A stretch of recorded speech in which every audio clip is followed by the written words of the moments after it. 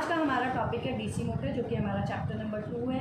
तो सबसे पहले हमें जानना होगा डीसी मोटर क्या होता है। तो डीसी मोटर जानने से पहले हम देखते हैं कि हमने डीसी मोटर ही क्यों लिखा। अब देखो, अगर दो तरह की सप्लाई होती है, AC supply and DC supply. AC supply again जो हमारे घरों में आती है, और डीसी सप्लाई जो हमें बैटरीज वगैरह से मिलती है, उसको हम क्या बोलते हैं, डीसी सप्लाई। तो एसी सप्लाई में भी अगेन मोटर हो सकता है और जनरेटर हो सकता है, ठीक है। ऐसी डीसी सप्लाई पे भी मोटर हो सकता है एंड जनरेटर हो सकता है, जनरेटर हो सकता है। अगर हमने एसी सप्लाई है तो AC motor, AC generator, DC supply है तो डीसी मोटर, डीसी जनरेटर। अब सबसे पहले जानना होगा what do you mean by motor. तो जैसा कि मैंने आपको पहले बताया था कि मशीन और डिवाइस दो चीज़ें होती हैं। मशीन क्या होते हैं, मशीन हर उस इंस्ट्रूमेंट को, हर उस चीज़ को हम मशीन बोलते हैं जिसमें रोटेटिंग पार्ट होता है। तो डीसी मोटर में रोटेटिंग पार्ट होगा, एक स्टेशनरी पार्ट होता है जिसको हम स्टेटर बोलते हैं, रोटेटिंग पार्ट होता है उसको बोलते हैं रोटर्स। तो मोटर क्या होता है, एक ऐसा मशीन है जो इलेक्ट्रिकल एनर्जी को मैकेनिकल एनर्जी में कन्वर्ट करता है। इलेक्ट्रिकल एनर्जी को मैकेनिकल एनर्जी में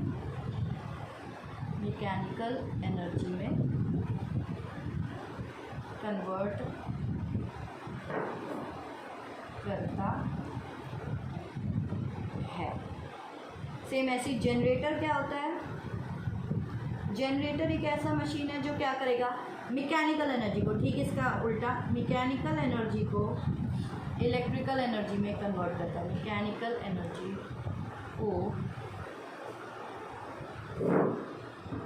इलेक्ट्रिकल एनर्जी में कन्वर्ट करता है, ठीक है। अब देखते हैं इलेक्ट्रिकल एनर्जी। अब मोटर का एग्जांपल ले लेते हैं हम। मोटर जैसे क्या होता है, आपने देखा होगा जैसे पानी वाली मोटर होती है, हम घरों में क्यों लगाते हैं कि सरफेस वाटर जो है वो साफ करके सरफेस से क्या करें, ऊपर हमारी टंकी में पानी चढ़ा दें। तो उसको हम क्या बोलेंगे, मोटर। वो क्या करता है, हम स्विच ऑन करते हैं, इलेक्ट्रिकल एनर्जी दे रहे हैं, और जब हम स्विच ऑन करेंगे तो वो क्या करेगा, पानी सक करके फिर हमारा ऊपर टंकी में पानी भर जाता है। तो दैट मीन्स जो टंकी में पानी भरा हुआ मिलता है वो क्या, वो मैकेनिकल एनर्जी। आउटपुट आपको क्या मिल रही है, मैकेनिकल एनर्जी। ऐसी जनरेटर, शादी वगैरह में देखा होगा, हम जनरेटर्स मंगाते हैं तो हमें ना पुराने टाइम पे होता था हाथ को घुमाना पड़ता था, हाथ से घुमाना पड़ता था। तो हाथ से जो हम घुमा रहे हैं वो क्या कर रहे हैं, मैकेनिकल एनर्जी दे रहे हैं। फिर मैकेनिकल एनर्जी जब हम देते तो आवाज़ करके फिर एक थोड़ी देर बाद क्या होता था, वो देखते थे हम लाइट्स आ गई, तो वो क्या होती थी, इलेक्ट्रिकल एनर्जी। तो इसका मतलब मैकेनिकल एनर्जी को इलेक्ट्रिकल क्या है, इलेक्ट्रिकल एनर्जी में जनरेटर ने कन्वर्ट कर दिया। ये हमारी दो तरह की मशीन हो गई। अब हमारा आता है डीसी मोटर। डीसी मोटर सबसे पहले इनका इस्तेमाल कहाँ पे होता है, जैसे ट्रॉलीज हो गई, क्रेन्स हो गई, जहाँ पे भी एनर्जी स्टोर करके हमें बाद में देनी हो, क्रेन्स हो गई, एक्सकेलेटर्स जो होते हैं उनमें यूज़ होता है।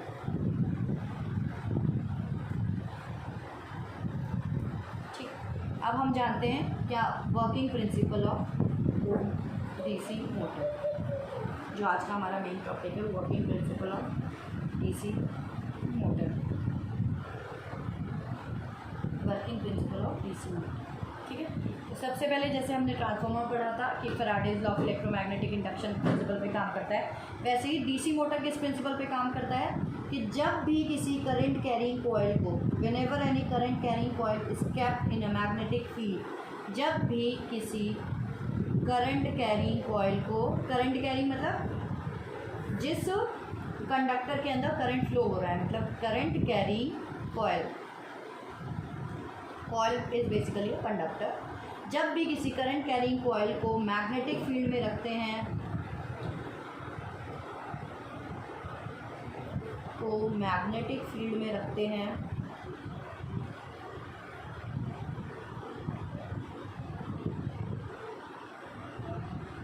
तो उस पर एक मैकेनिकल फोर्स लगता है, उस पर एक मैकेनिकल फोर्स लगता है, जिसे मैकेनिकल फोर्स लगता है, जिसे हम क्या बोलते हैं, टॉर्क, जिसे टॉर्क बोलते हैं। टॉर्क मीन्स घुमाव। टॉर्क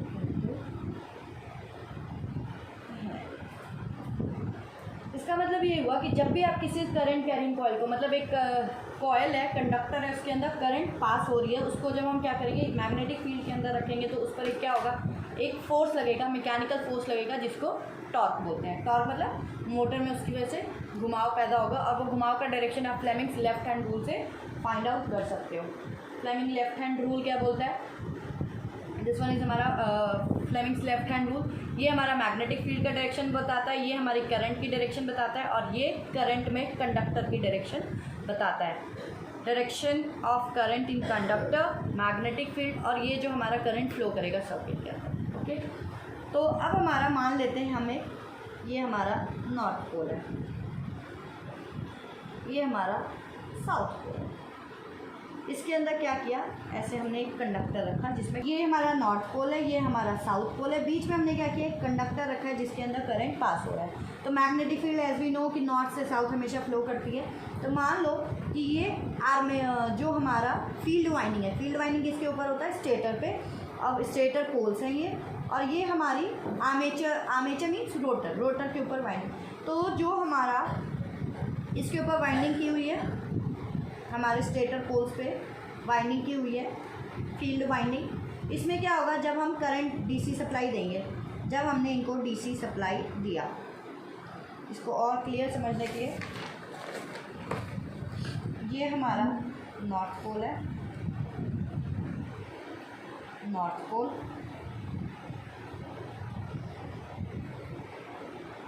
ये हमारा साउथ पोल।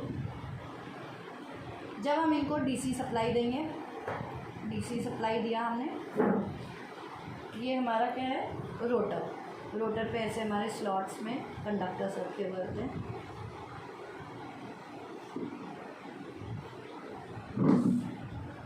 इनके बीच में जो स्लॉट्स है, इस पर क्या किया हुआ, कंडक्टर्स रखे हुए हैं। तो क्या होगा, जब आपने नॉर्थ पोल पे डीसी सप्लाई दी, मान लो नॉर्थ पोल पे डीसी सप्लाई दी, इसमें करंट फ्लो हुआ, तो इसने अपनी मैग्नेटिक फील्ड बनाई। वो मैग्नेटिक फील्ड हमेशा नॉर्थ टू साउथ ट्रैवल करती है। ये मैग्नेटिक फील्ड आप देखो यहाँ पे रोटर कंडक्टर्स को भी कट कर रही है। जब ये रोटर कंडक्टर्स को भी कट करेगी तो ये क्या होगा, यहाँ पे भी ये रोटर कंडक्टर्स में करंट इंड्यूस होगा, तो ये रोटर कंडक्टर्स भी अपनी मैग्नेटिक फील्ड बनाएंगे। फिर इसकी मैग्नेटिक फील्ड, मतलब रोटर कंडक्टर्स की जो मैग्नेटिक फील्ड है, और जो ये मेन मैग्नेटिक फील्ड है, जो ये स्टेटर पोल्स पे मैग्नेटिक फील्ड बने हैं, ये क्या करेंगे, लाइन में आने की कोशिश करेंगे। लाइन में आने की कोशिश करेंगे मतलब, मान लो हमारा मेन फील्ड ऐसे FM जा रहा है, और हमारा रोटर कंडक्टर जो यहाँ पे है, इसके ऊपर जो हमारा, मान लो उसकी मैग्नेटिक फील्ड जो बन रही है वो FR है। तो ये जब तक ये 90 डिग्री है, इसमें टॉर्क क्या होगा, 0। लेकिन क्या होगा, जब हम इसमें करंट इंड्यूस होंगे, एक कंडक्टर तो होता नहीं है, बहुत सारे कंडक्टर्स रोटर के अंदर होते हैं, तो क्या होगा, जब हमारा इस कंडक्टर, ये कंडक्टर हमारा मूव करा, मतलब जब यहाँ पे नॉर्थ था, यहाँ पे साउथ था, फिर इसने मूव किया तो साउथ यहाँ हो जाएगा, नॉर्थ यहाँ हो जाएगा। इस तरह से चलते चलते चलते चलते क्या होता है, पूरा मोटर में हमारा घुमाव पैदा होता है। घुमाव कैसे पैदा होगा, ये FM आने की कोशिश करेगा FR की तरफ, और FR क्या कोशिश करेगा, FM की तरफ। मतलब FR और FM लाइन में आने की कोशिश करेंगे, जिससे क्या होगा, मोटर में ये यहाँ से यहाँ गया, FR थोड़ा इधर आया, फिर FM थोड़ा इधर गया, FR थोड़ा इधर आया, फिर इस तरह करते करते हमारा रोटर घूमना, मतलब टॉर्क पैदा हो गया, और रोटर हमारा घूमना शुरू कर देता है। तो मान लो कि आपका नॉर्थ पोल से साउथ पोल जो magnetic field, main magnetic field जा रही है, वो है FM, और रोटर कंडक्टर में जब करंट इंड्यूस हो रहा है तो इसने अपनी मैग्नेटिक फील्ड बनाई, वो मान लेते हैं हम FR, this one is FR। तो FM और FR क्या करेंगे, लाइन में आने की कोशिश करेंगे, जिससे मोटर में हमारा घुमाव पैदा होगा और मोटर हमारा घूमना शुरू हो जाएगा, जिसको मैकेनिकल फोर्स या टॉर्क भी कहते हैं, जिसकी वैल्यू होगी F, कितना फोर्स लग रहा है, BI/L। L क्या है, लेंथ ऑफ कंडक्टर, I क्या है, current flowing in conductor, and B क्या है, flux in webers. Flux in webers मतलब जो टोटल मैग्नेटिक, फ्लक्स क्या होती है, जो टोटल मैग्नेटिक लाइन्स निकल रही है, मैग्नेटिक लाइन्स ऑफ फोर्स निकल रही है, उसको हम फ्लक्स बोलते हैं ना। तो दैट मीन्स ये तो आप देखोगे ना, एक बार में क्या होगा कि मैग्नेटिक फ्लक्स का जो कंसंट्रेशन है नॉर्थ से साउथ की तरफ, जब यहाँ पे कंडक्टर है वो ऊपर की तरफ ज़्यादा होगा और इधर थोड़ी डेंसिटी इसकी कम होगी, तो मोटर इधर को घूमेगा। फिर ये साउथ यहाँ आ गया, नॉर्थ यहाँ आ जाएगा। अगेन इस मोटर में थोड़ा सा आपको पता है नॉर्थ साउथ अट्रैक्ट करता है, तो ये क्या करेगा, ये साउथ अपने नॉर्थ को इधर ढूंढने की कोशिश करेगा, फिर थोड़ा घुमा, फिर नॉर्थ साउथ अट्रैक्ट करने के चक्कर में क्या होगा, मोटर हमारा घूमेगा। जैसे जैसे वो घूमेंगे मोटर में टॉर्क पैदा होगा एंड मोटर हमारा घूमना शुरू हो जाएगा। ये था हमारा डीसी मोटर के वर्किंग प्रिंसिपल। आज के लिए इतना ही।